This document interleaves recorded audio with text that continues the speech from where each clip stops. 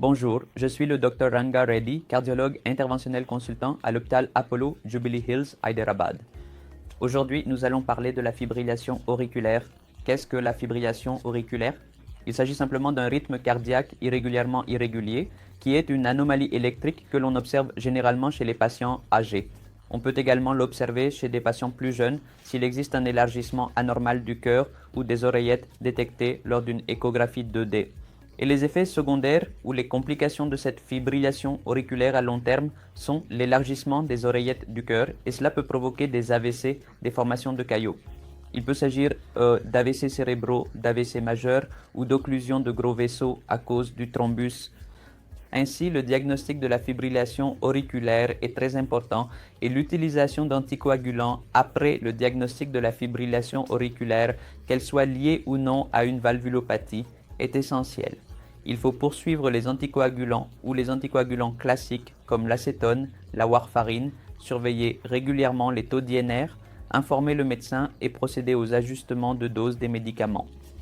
Une fois que la fibrillation auriculaire est établie, nous devons principalement contrôler la fréquence cardiaque et le rythme peut être modifié au début, mais l'objectif principal doit rester le contrôle de la fréquence.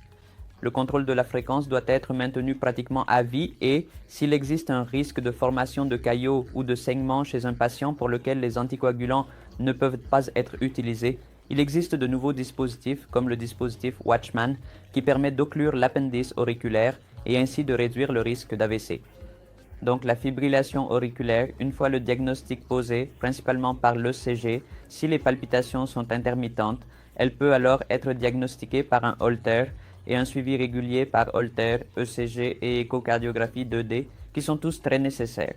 Veuillez donc consulter votre cardiologue dès que possible si un battement cardiaque irrégulier est détecté afin de vérifier s'il s'agit réellement d'une fibrillation auriculaire ou simplement d'une arythmie sinusale régulière.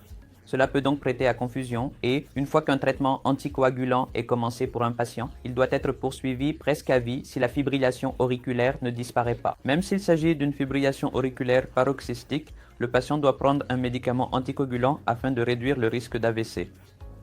Merci.